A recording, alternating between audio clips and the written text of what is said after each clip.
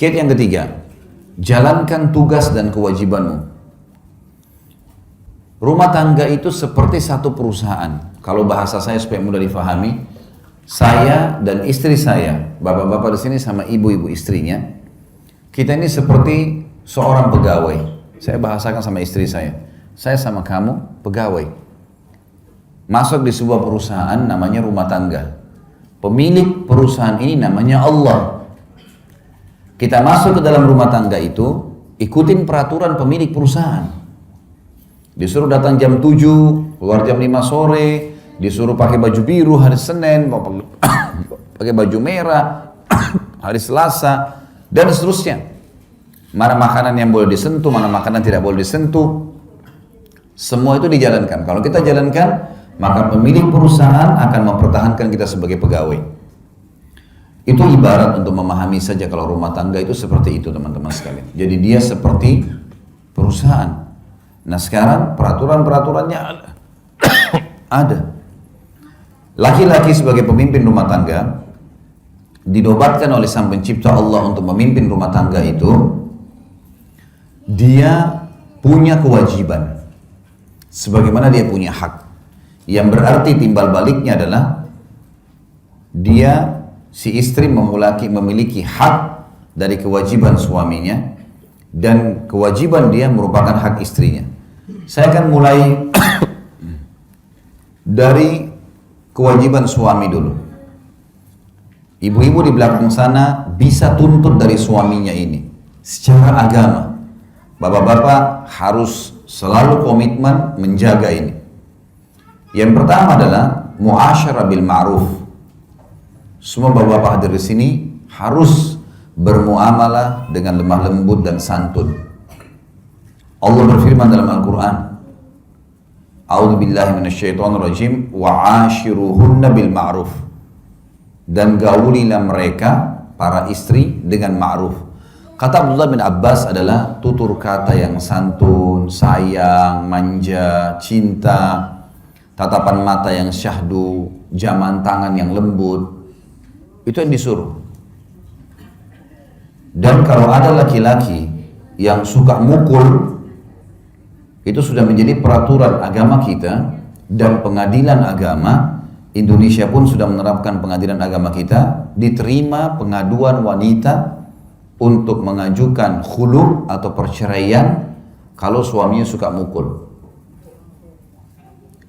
Mukul di sini dalam arti kata adalah mukul yang memamarkan wajah, menampar. Kata Nabi SAW, jangan caci maki, jangan jelek-jelekan, dan hindari wajah, tamparan, pukulan, gitu kan. Tapi dari satu sisi yang lain, ada ayat Al-Quran yang menjelaskan kalau wanita yang kita khawatirkan sebagai suami nusyuz. Nusyuz itu pembangkangan. Misal maaf disuruh tutup aurat nggak mau. Saya ganti ya. Ini nggak bertemu antara mic yang kecil dengan malam hari. Nah, bisa tidur nanti, gitu kan? Jadi sampai mana tadi? Sampai saya lupa. Hah? Lembut sama istri. Ibu-ibu yang paling ingat. Ya? Baik, kalau nusyud ini istilah dalam agama kita yang Allah mengatakan wallati takhafuna nusyudahunna fa'idhuhunna wahjuruhunna fil madaji'i wadribuhun. Wanita-wanita atau istri yang kalian takut nusyudnya. Nusyud pelanggaran agama ya. Disuruh tutup aurat nggak mau, disuruh sholat nggak mau, disuruh jalan layani suami nggak mau. Maka ingatkan kata Allah baik-baik, haram, kamu harus jalankan, Allah akan hukum kamu nanti. Nggak mau dengar hajar. Hajar itu bukan hajar. Hajar itu diboikot, diranjang. Hajar. Tidak ada ajak ngomong, nggak digaulin, dibelakangin. Dan ini hajar hanya boleh di rumah. Kata Nabi SAW, jangan kalian menghajir istri kecuali di rumah. Jadi nggak boleh suami itu pergi ke rumah orang tuanya, gitu kan, atau pindah ke rumah temannya, nggak boleh. Kalau istrinya lagi nusyud, memang tidak mau jalani kewajiban. Kalau mereka sudah dihajar pun, diboikot tadi, tidak mau juga taubat, malah makin jadi-jadi, maka Allah bilang, fadribuhun, boleh kalian pukul mereka. Pukulan di sini, ulama mengatakan, darbatun ghairu mubarrah, pukulan yang tidak berbekas. Kata ulama menggunakan kayu siwak di tangannya. Jadi bukan box, ya, bukan tampar. Jadi diingatkan, kalau kita tidak ada kayu siwak, kita menggunakan jari mungkin ya. Nggak boleh, kamu sudah haram nih. Nggak boleh. Kalau juga tidak mau ya diceraikan. Gitu kan? Jadi memang muasyarah bil ma'ruf ini penting. Nanti kita akan bahas di poin setelahnya, itu yang agak panjang kita jelaskan, masalah mengenali karakter pasangan. Bapak-bapak, laki-laki selalu pakai akal, perempuan selalu pakai perasaan. Beda itu, beda sekali. Nah, kan kita berikan contoh-contohnya. Makanya bapak-bapak harus bisa mengerti bagaimana alam perasaan, ibu-ibu harus bisa mengerti bagaimana alam pikiran. Nanti akan saya kasih contoh-contohnya, banyak sekali contoh nanti di poin setelahnya. Intinya, bapak-bapak disuruh berlemah lembut. Kita contoh misalnya, Anas bin Malik, sahabat Nabi ini menjadi pembantu 10 tahun di rumah Nabi SAW. Dari umur 9 tahun sampai umur 19 tahun. Apa kata Anas? Saya selama 10 tahun tinggal di rumah Nabi SAW sebagai pembantu, belum pernah satu kali pun saya mendengarkan Nabi SAW membentak-bentak, apalagi sampai memukul istri juga pembantunya. 10 tahun tidak pernah dengar satu kali pun. Jadi memang perilaku seperti itu. Perilaku yang memang diperintahkan untuk berbuat baik. Ini hak yang pertama. Hak yang kedua adalah diberikan nafkah. Tadi saya bilang nafkah ini sesuatu yang roda kehidupan berjalan dengannya. Harus belanja, bapak-bapak yang bijak, saya bilang tadi, tulis semua pengeluaran rumah. Rincikan. Kita juga jadi lebih mudah tahu, oh ternyata bulanan saya butuh sekian nih. Kalau kurang dari ini berarti saya harus lebih ekstra lagi kerja misalnya. Baik, nafkah ini adalah masuk dalamnya makanan, minuman, pakaian, dan tempat tinggal semampunya.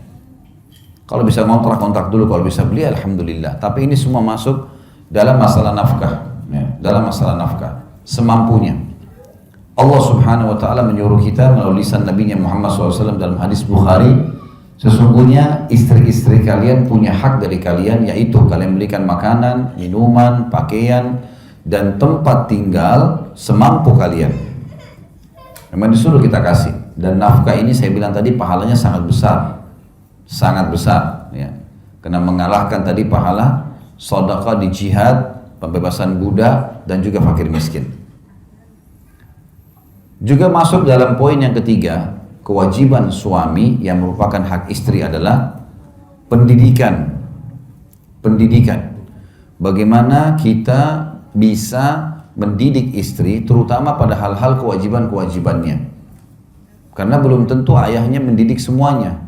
Banyak orang tua yang saya di Indonesia ini, mereka pada saat anaknya menikah, mereka memberikan kursus cepat. Setengah jam, 1 jam sebelum akad nikah yang dia mau pakai untuk modal hidupnya 50 tahun, 60 tahun ke depan. Sini nak, ayahnya dudukin, kamu harus begini. Sudah selesai, ayahnya sudah mumet si anak, tegang mau hadapin akad nikah, datang lagi ibunya, kamu harus begini. Iya kalau cara mereka benar. Akhirnya si anak pada saat akad nikah kaku, tidak bisa nyebutin kalimat akad nikah. Karena bertumpuk semua hal yang 50 tahun ke depan. Ini keliru ini. Mestinya harus diperbaikin. Tidak boleh begitu. Maka harus ada proses ya, pendidikan. Allah berfirman dalam surah Tahrim ayat 6. A'udzubillahi minasyaitonirrajim. Ya ayyuhalladzina amanu qu anfusakum wa ahlikum nara wa quduhan nasu wal hijara. Hai sekalian orang-orang yang beriman, selamatkan diri kalian dan keluarga kalian, istri dan anak dari api neraka yang bahan bakarnya dari manusia dan batu. Al-ayah, lanjutan ayat ada tentunya, tapi saksi bahasan kita adalah disuruh didik anak dan istri, terutama berhubungan dengan kewajibannya. Kalau bapak ibu yang belum menjalankan, saya waktu begitu akad nikah, saya dudukkan istri saya, lalu saya tuliskan poinnya. Bahkan waktu itu saya punya laptop, saya datangkan, saya bilang, ini hak kamu. 1, 2, 3, 4, 5. Tuntut dari saya. Ingatkan. Hak saya 1, 2, 3, 4, 5. Berikan saya itu. Semua kita kerjakan karena Allah, maka akan aman. Dan alhamdulillah berjalan. Karena kita sudah bangun di atas pondasi itu. Jangan masuk dalam rumah tangga seperti orang terjun bebas. Ya sudah nikah, nanti aja. Nanti dia akan saling mengerti. Nggak bisa. Harus punya manajemen di sini. Bagaimana rapi dalam memahami hak-hak dan kewajiban. Didik mereka. Banyak suami, dia mau istrinya tiba-tiba faham kemauannya tanpa dididik. Makanan favoritnya, penataan rumahnya, gitu kan. Mungkin apalah ya, mungkin tamu, kalau ada tamu datang seperti apa pola penjamuannya. Misal orang tuanya datang, ada banyak suami tiba-tiba marah tanpa sebab. Ibunya datang, kamu gak hormati ibu saya. Kenapa? Tadi telat buatin teh misal. Baik, tadi ada kerjaan, anak masih nangis dan seterusnya. Nah ini harus dengan pendidikan yang benar. Ini harus dituntun teman-teman. Ada juga bapak-bapak, nanti akan kita singgung dalam masalah biologis dalam Islam. Mereka berharap istrinya melakukan sesuatu yang dia butuhkan dalam masalah biologis di ranjang. Tapi dia nggak bahasakan. Dia hanya mau tahu istrinya harus mengerti. Nanti juga kita akan bahas, ibu-ibu juga begitu. Angan-angannya dalam masalah biologis ada A, B, C, tapi dia nggak bahasakan ke suaminya. Mungkin karena merasa itu rancu, mungkin karena merasa itu aib, mungkin karena merasa nggak perlu, atau yang lebih parah adalah berharap pasangan faham tanpa dibahasakan. Ini nggak mungkin terjadi. Harus bahasakan. Saya begini. Seperti kalau kita lagi suka makanan, kita bilang, saya suka sekali sayur asam. Saya suka kalau tempe seperti ini. Dibahasakan sehingga pasangan kita tahu, gitu kan? Saya suka, ibu-ibu saya suka sekali kalau abang, kakak pakai baju seperti ini. Ya. Atau menggunakan pola berbicara seperti ini misalnya, dan seterusnya. Maka itu adalah harus dibahasakan, mendidik. Masuk juga hak istri yang keempat adalah perlindungan, dilindungi. Ya. Hati-hati bapak-bapak sekalian, keamanan di rumah adalah tanggung jawab kita. Jangan sampai ada listrik yang rusak, dan istri sudah bilang, bang, ya, kakak atau siapa saja dipanggil, ini listrik berbahaya. Nanti kalau saya sama anak-anak pegang kesetrum bisa mati. Oh, udah gampang nanti aja. Tinggal. Sampai seminggu udah diperbaikin. Istrinya habis ngepel, tangannya basah, nggak sengaja pegang listrik kesetrum. Kalau mati istrinya, dia bertanggung jawab, dia membunuh. Ini kalau teman-teman nonton acara ceramah saya di YouTube, dosa-dosa besar masuk dalamnya adalah membunuh. Saya jelaskan, banyak orang membunuh tapi tidak sadar. Ibu-ibu bisa bunuh suaminya, ada makanan sudah rusak. Daripada dibuang, kasih aja hidangkan sama suaminya, tinggal diangatin, terus keracunan, mati. Membunuh itu. Dia tahu kan tidak boleh. Lagi licin lantai, dia lagi ngepel, temannya telepon, angkat telepon dulu. Suaminya lewat, kepleset, jatuh, kebentur kepalanya, mati. Istrinya berdosa tuh, tanggung jawab dia. Masing-masing punya tanggung jawab di sini.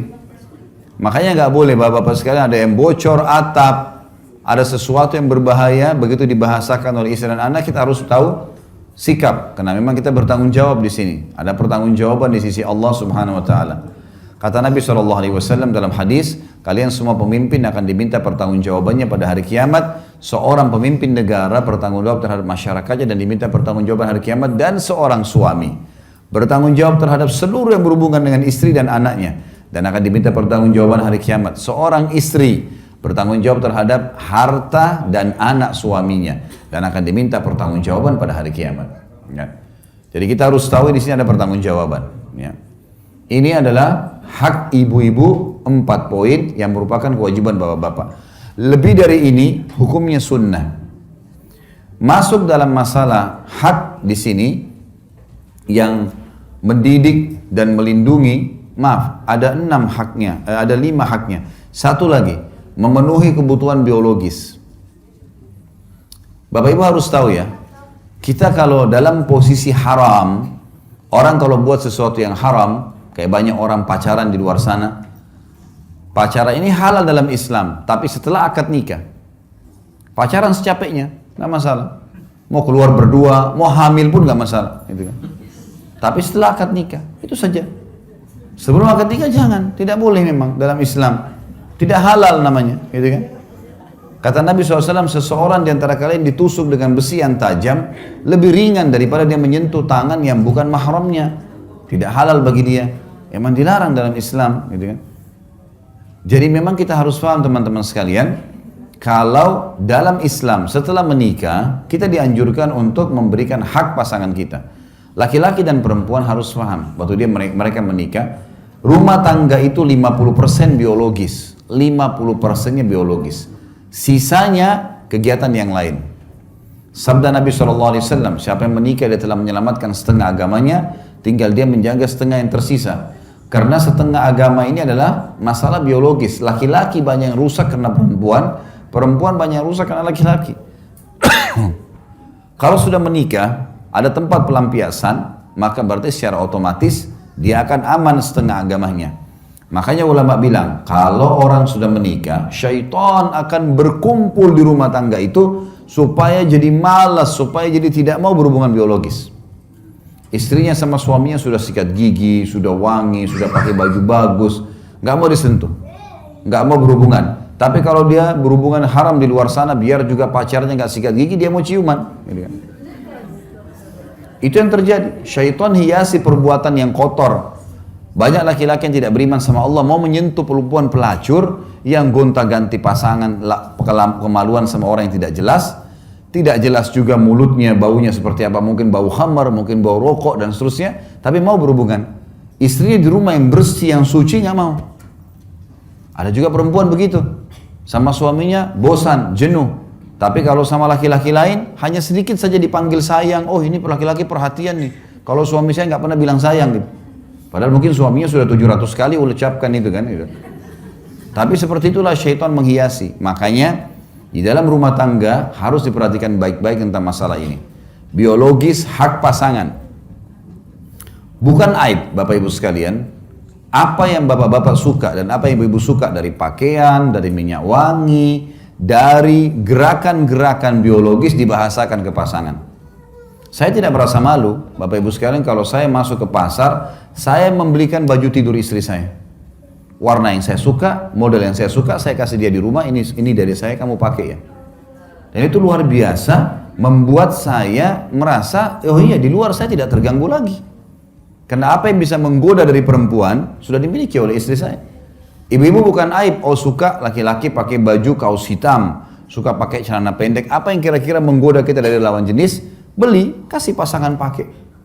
Karena begini, kemasan itu, fisik kita, dunia ini rata-rata kemasan dan kiasannya.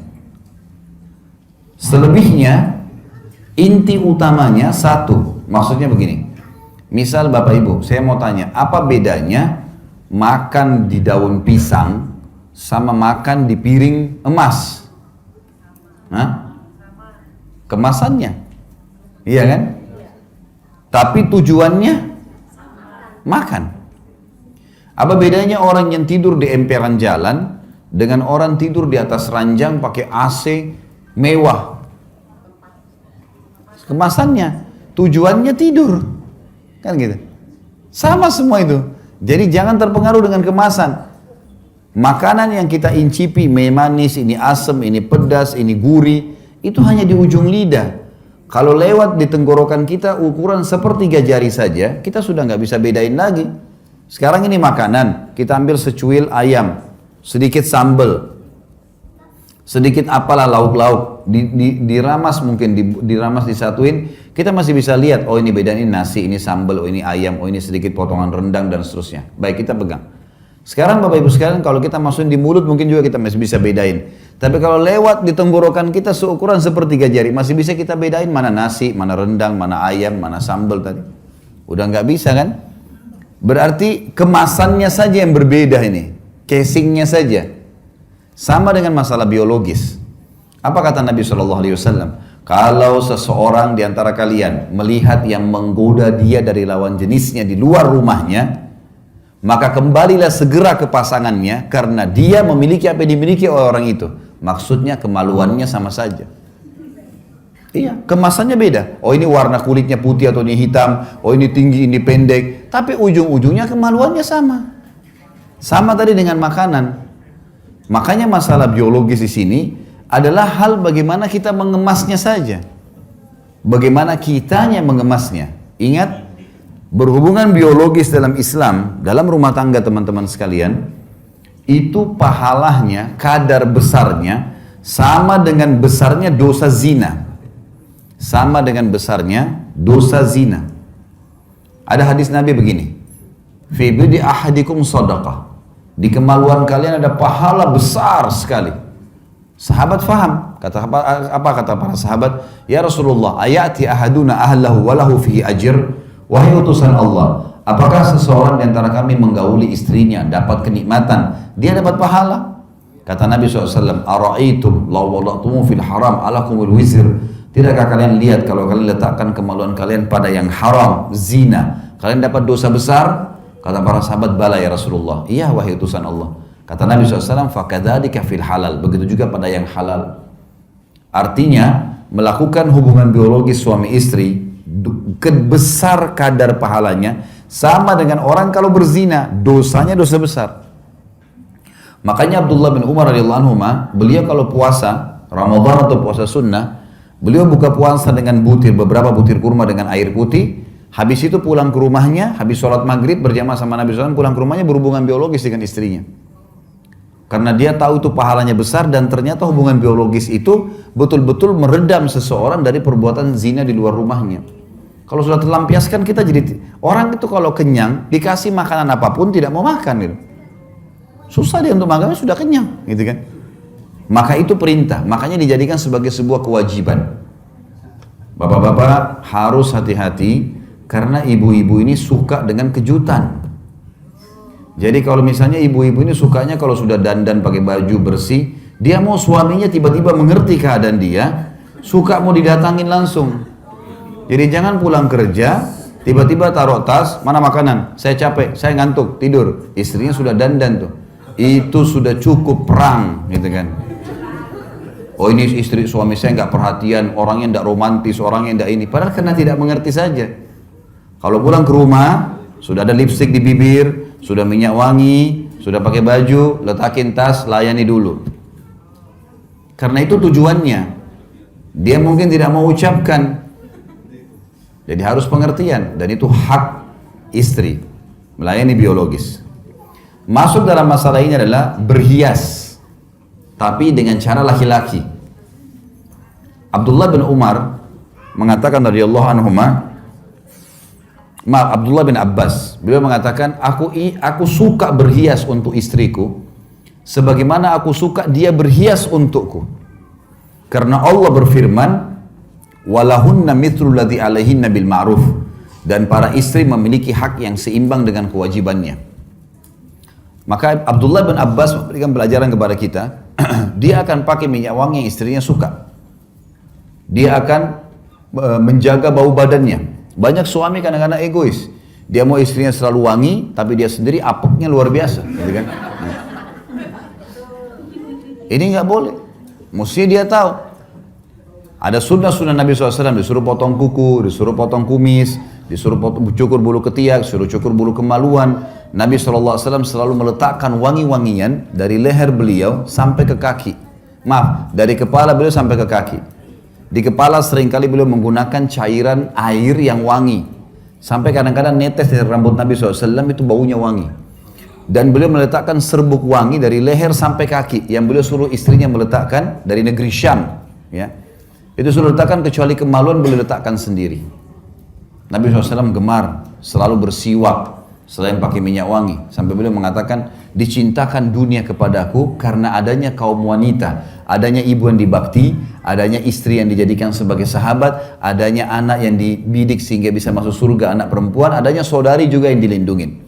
Saya dicintakan dunia, kata Nabi, karena ada wanita-wanita ini. Ada ibu yang saya bakti, ada istri yang saya jadikan sahabat, ada anak yang saya akan didik sampai menikah, dan ada saudari yang saya rindungin. Gitu kan. Dan juga minyak wangi. Nabi SAW gemar dengan minyak wangi. Maka bapak-bapak juga harus begitu. Apa kata Nabi SAW? Sebaik-baik minyak wangi bagi laki-laki yang keras baunya, tapi buram warnanya. Dan sebaik-baik minyak wangi bagi perempuan yang terang warnanya dan lembut baunya. Gitu kan. Laki-laki disuruh selalu. Maka kita wangi, bersih, memang itu perintah. Nabi SAW tidak pernah masuk rumah Bapak Ibu sekalian, Bapak-Bapak terutama, kecuali sudah menjaga bau mulutnya. Tidak pernah tidak bersiwak. Jadi harusnya begitu. Gitu kan. Ada suami, dia tidak mengerti.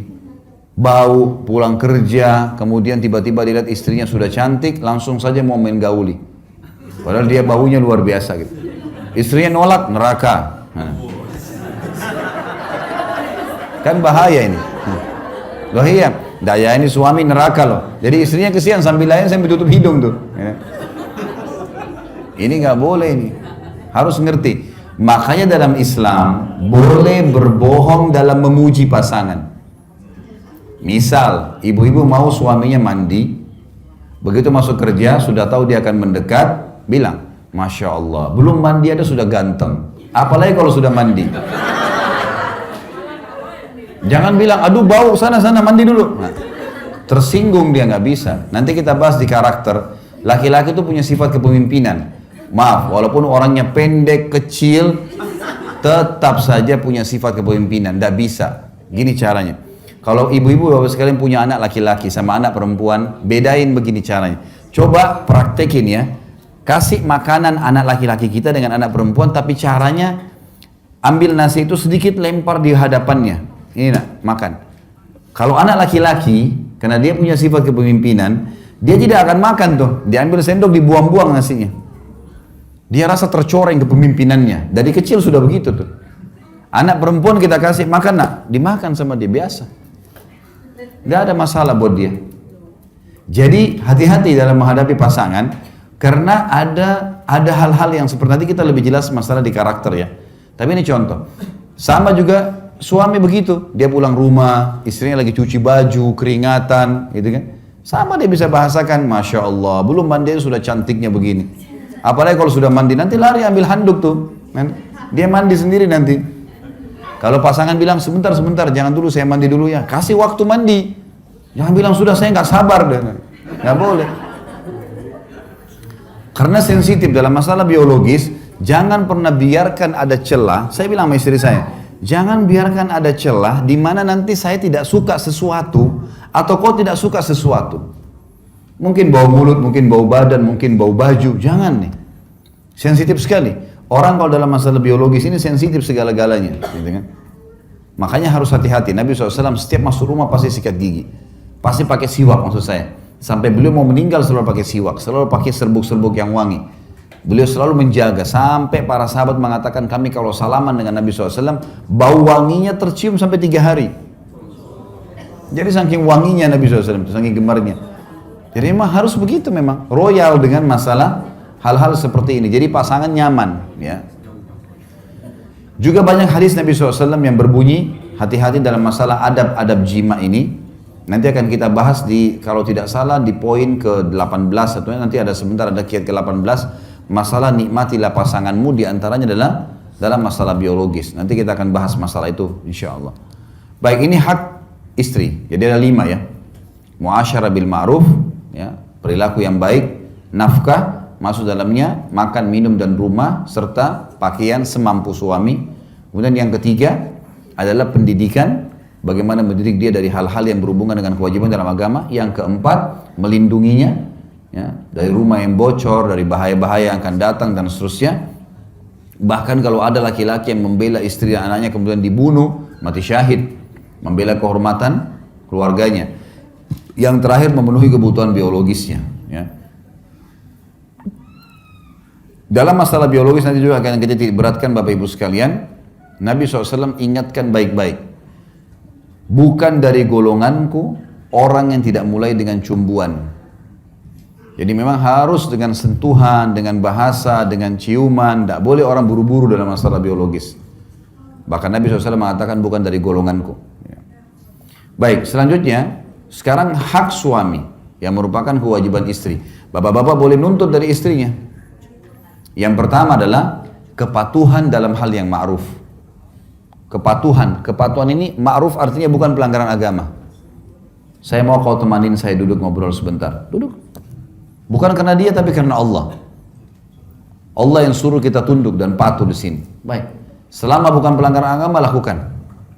Sampai kata Nabi SAW, wanita manapun yang patuh sama suaminya, seluruh malaikat di langit, semua bintang-bintang yang ada di langit termasuk bulan dan matahari, bahkan hewan-hewan yang ada di lautan beristighfar untuknya.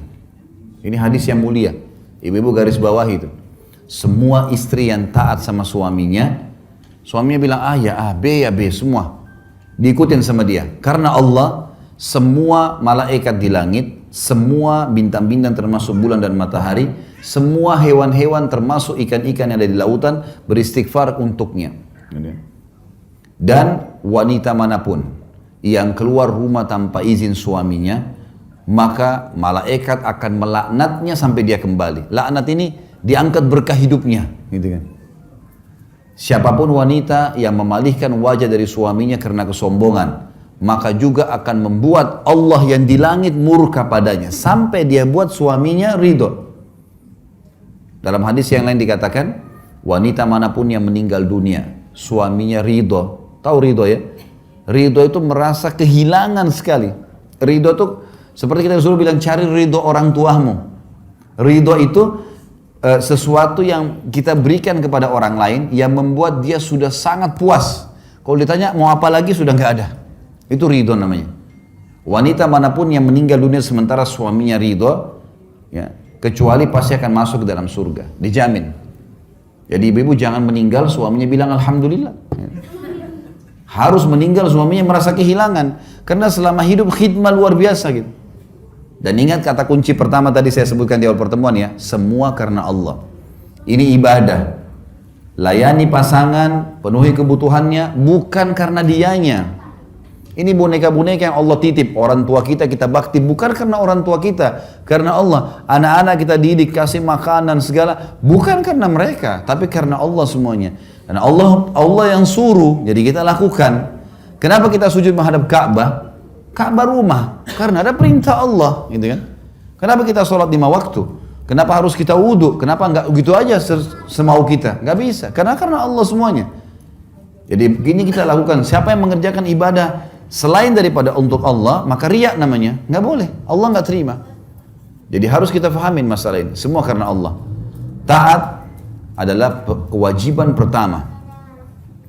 Sampai ulama mengatakan kalimat akad nikah. Pada saat si ayah wanita mengatakan, saya nikahkan kamu sama anak perempuan saya, Fulana binti Fulana, dengan mas kawin ini, sama dengan bahasanya dia bilang gini, saya sekarang sudah lepas tanggung jawab ya, ini anak saya yang selama ini Allah titipin, saya serahkan ke kamu, terima, terima, baik.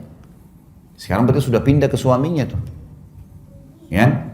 Kenapa warisannya ibu-ibu dalam Islam satu? Kenapa bapak-bapak dapat dua? Karena ibu-ibu dalam semua keadaan aman. Selama seorang wanita dalam Islam belum menikah, maka kewajiban ayahnya menafkahinya. Sudah menikah, kewajiban suaminya menafkahinya. Aman semuanya. Artinya ayah harus siapin makan, minum, pakaian, tempat tinggal. Sudah menikah suaminya harus begitu. Kalau laki-laki enggak. Anak laki-laki itu wajib kita nafkahi sebagai orang tua hanya sampai balik.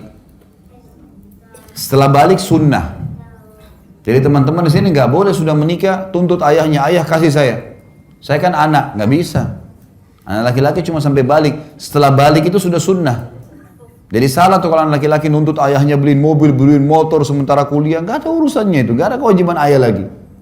Sudah sunnah bagi dia. Tapi anak perempuan nggak. Sampai dia menikah. Kalau dia gadis tua pun tetap wajib ayahnya biayai. Nggak bisa nggak. Setelah menikah suaminya, makanya warisannya satu, karena nggak ada tanggung jawabnya. Tapi laki-laki setelah menikah pun harus tetap bakti sama ibunya, bakti sama ayahnya. Nomor satu tetap orang tuanya. Perempuan juga bakti sama orang tuanya, tapi setelah menikah ayahnya, suaminya. Apapun suaminya katakan maka dia lakukan. Sampai tidak boleh seorang wanita dalam Islam puasa sunnah kecuali dengan izin suaminya. Suami lagi cuti hari Senin, dia biasa puasa Senin Kamis. Pamit dulu, saya mau puasa Senin, bisa nggak? Jangan, saya butuh ditemenin. Ya sudah, gak usah puasa, lebih didahulukan. Karena kalau ketemu antara hak wajibnya Allah dengan hak wajibnya makhluk, maka didahulukan hak wajibnya Allah. Misal, Bapak Ibu lagi sholat wajib, Allahu Akbar lagi sholat duhur, ibu kita manggil. Jawab panggilan ibu kan wajib, tapi kita sedang kerjain wajibnya Allah, maka nggak boleh dipatuhi makhluk.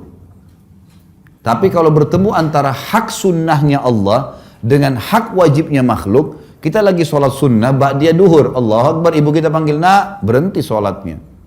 Nggak boleh, karena jawab panggilan ibu wajib. Ini sekarang sunnah, walaupun haknya Allah. Kalau ketemu hak wajib Allah dengan hak wajib Allah, haknya Allah dahulukan. Tapi kalau sunnah hak Allah dengan wajib Allah, hak wajibnya makhluk yang didahulukan. Kita harus paham masalah ini. Ya, gitu. Jadi taat pada suami adalah hal yang sangat mendasar. Kecuali kalau disuruh maksiat, suruh buka aurat, dilarang sholat, disuruh minum khamr misalnya, atau disuruh duduk temanin teman-temannya dia laki-laki segala macam, ini nggak boleh taati. Ini yang pertama. Yang kedua, sama tadi dengan laki-laki, memenuhi biologis. Ibu-ibu jangan samakan antara kebutuhan ibu biologis dengan bapak-bapak. Lain sekali.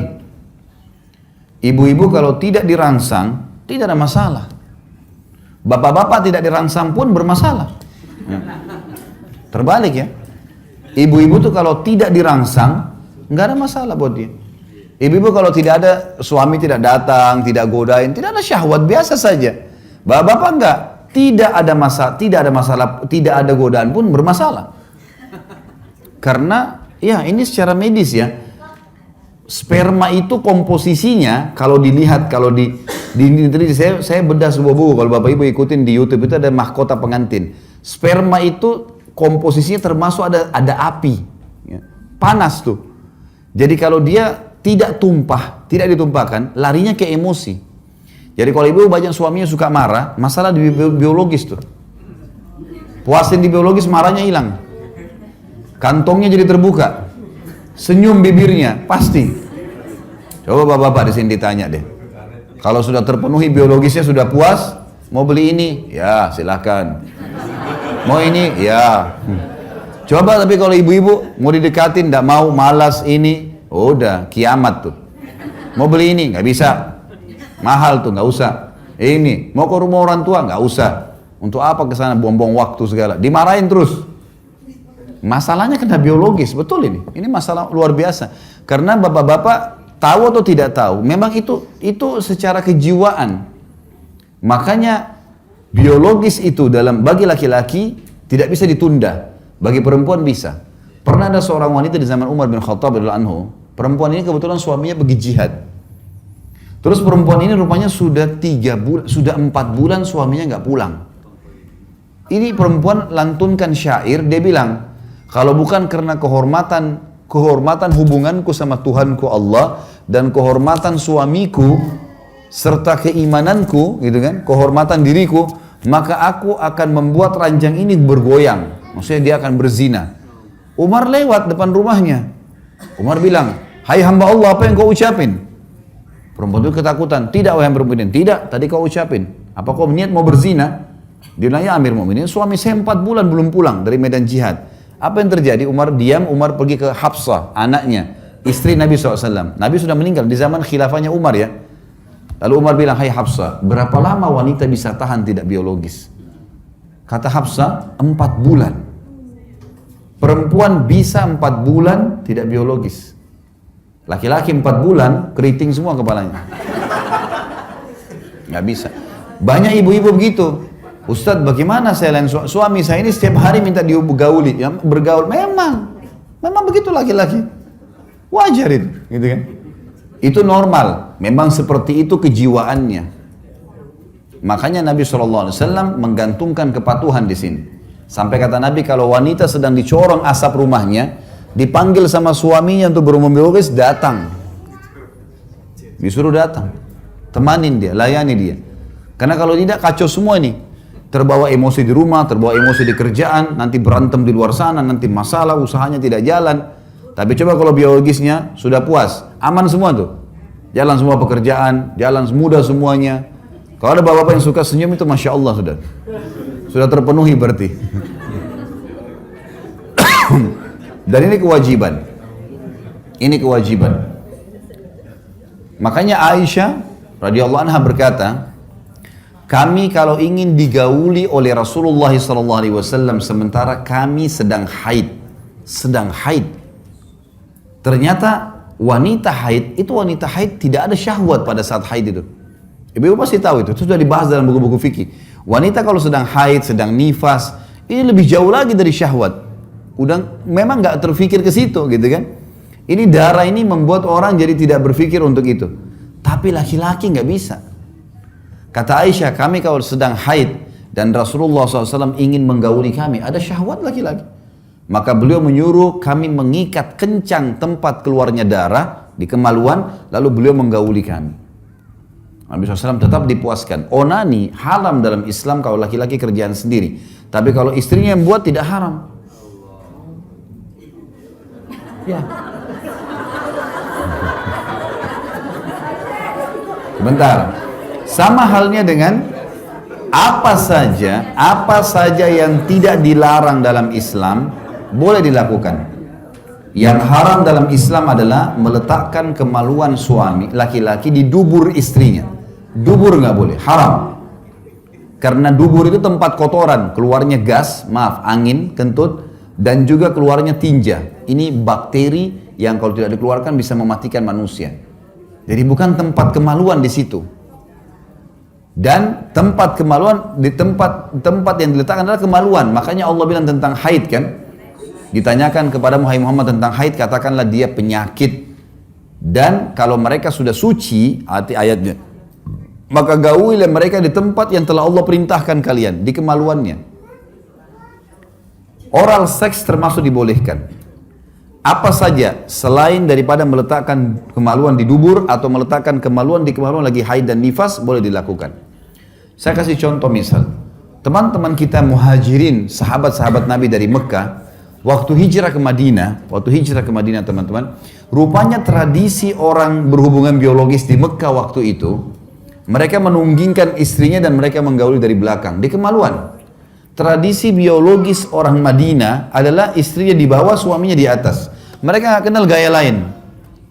Yang terjadi, waktu sahabat-sahabat muhajirin ini hijrah ke Madinah, banyak yang tidak bawa istrinya, akhirnya nikah sama wanita Ansar di Madinah. Waktu nikah sama orang Ansar, rupanya si suami mau gauli dengan cara Mekah, si istri Madinah nolak. Ini terjadi di zaman Nabi.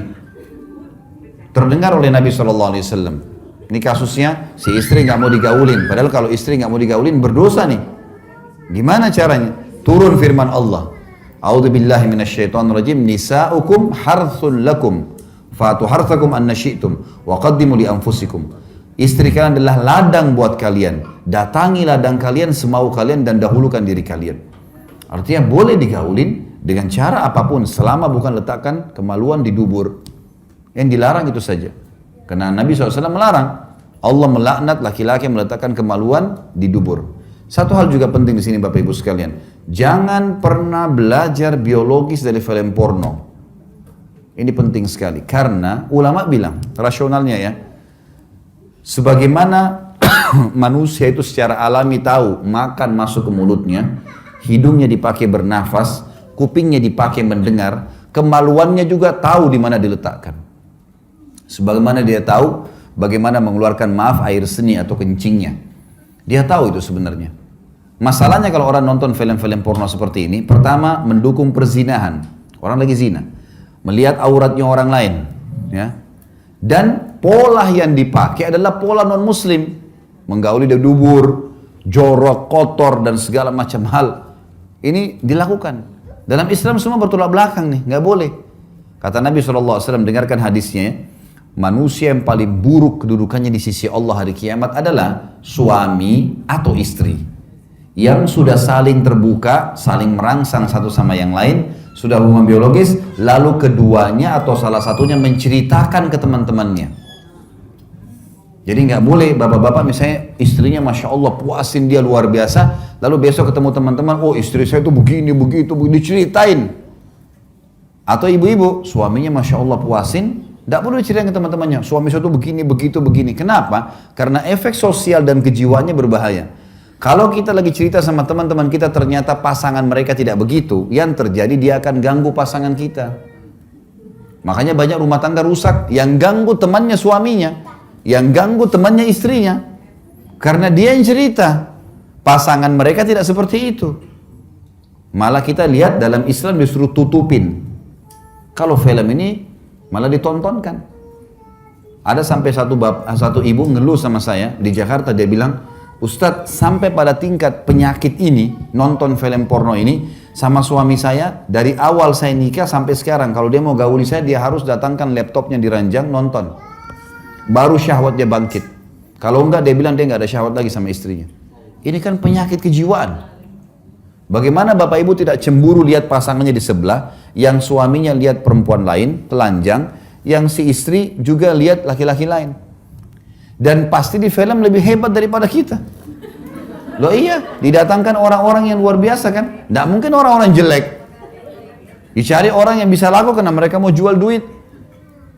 Dalam medis, dalam ilmu medis, tidak sehat biologis kalau bayangkan orang lain. Ya. Pasangan setengah mati rangsang kita, kemudian kita bayangin orang lain, ini rusak semuanya. Tapi kalau kita tidak pernah tonton itu Bapak Ibu sekalian, kalau pernah dilakukan istighfar kepada Allah, ada di rumah rusakin semua. Mulai sekarang bangun biologis yang sehat.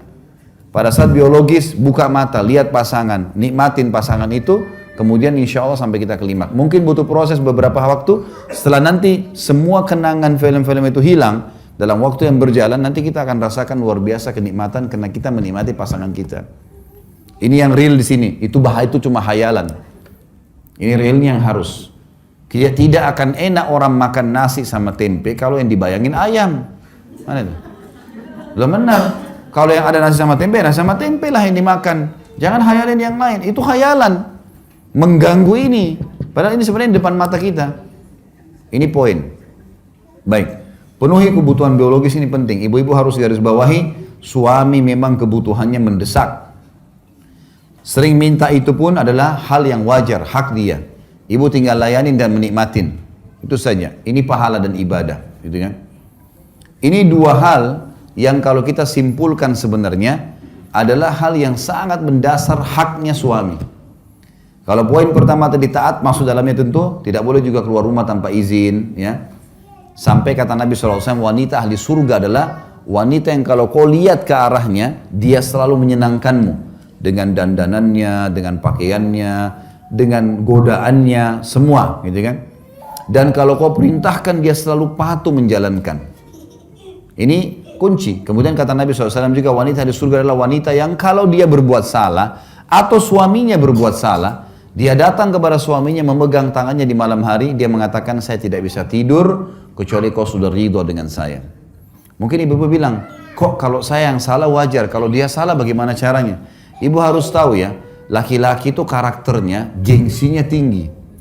Jadi ternyata syariat Allah yang Allah turunkan lebih tahu siapa laki-laki, lebih tahu siapa perempuan.